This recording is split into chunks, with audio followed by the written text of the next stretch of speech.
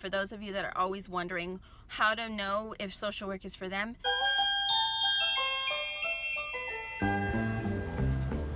today we are really in the Christmas spirit, so this is going to be a perfect Vlogmas because at my campus we're hosting hot cocoa with mentors. It's one of the first mentorship events of the year.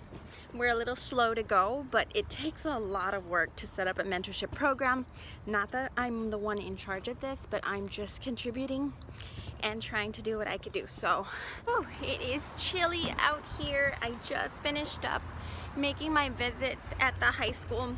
As you may know, I am the social worker for teen parents, so I dropped in on their teen parenting class and they were comparing store-bought food to pureeing and making your baby food at home. So they did pears and green beans and I was the taste tester.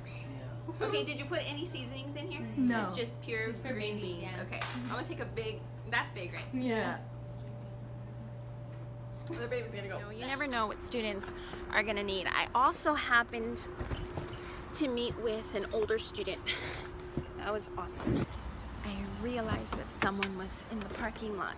Another teacher. I'm in the faculty parking lot right now, so I didn't want to talk about the student too much in front of them. I won't share anything too much anyway because of confidentiality purposes. It was nice to be able to support her and what she needed and just to hear her out for a bit. We hugged, and I know they say things about boundaries, but the students that I work with, sometimes they just need that extra support. They need to feel that someone cares. I'm actually thinking of mentoring her because mentorship is really very, very powerful. For those that are newer to the field of social work, there is a big difference between mentorship and social work, like case management and meeting with a student and becoming more of a clinical social worker and providing clinical support to a student. Mentorship is like a very, very watered down version of social work. It's a great way to gain experience to see if the field is actually for you. So for those of you that are always wondering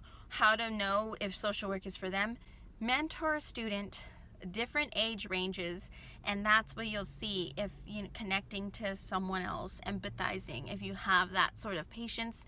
Not that it can't be built, but if you love it, then I would truly key in on that because you just might be made for social work. I've done mentoring in the past, and I'm realizing now that I might need this in my self-care plan, because giving back without having to document and take notes, in a way, like a breath of fresh air.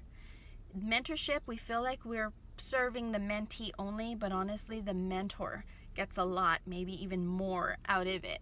And in social work, not the case. If you're getting more out of it than your client is, there's a big no-no happening. That's all in ethical dilemmas, and if you have questions about that or you want to chime in about that, you have a story about that, drop it down below, because that means that professional boundaries are going out the window. And professional boundaries do not always just include doing things that are inappropriate with clients. It's having inappropriate boundaries. Hot topic there, but if you all want to discuss, then let's go in the comments below. Let's go. Let's do it. Let's talk.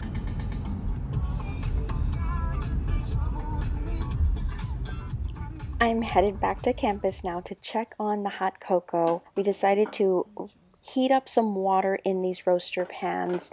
We have gallons of hot cocoa in here, and then we transferred it into those igloos with the spigot to make it easier to pour for the students and the mentors. Overall, the hot cocoa, the treats were awesome. The kids enjoyed themselves, but I do have some reservations. I want to keep this channel positive, so I'm not going to go full disclosure just yet, unless I hear in the comments that you want to hear more about my constructive criticism. It wasn't anything this hot cocoa couldn't fix. Look at all that whipped cream. I swear there's hot cocoa under there.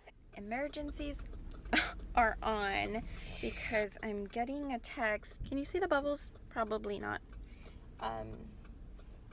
Waiting for an address to make the home visit at. Some of my students jump around and are needing services from here to there, and I just need the most updated. Bubbles disappeared. Does that frustrate anybody else? I think iPhone, Apple, whoever is just trying to cause drama, because it just gets me every time I see those bubbles and then they disappear. I know I'm not the only one. Anyone that works secondary or works with teenagers, I guess even 4th graders, 5th graders, they already have social media accounts, and they'll come into you and vent about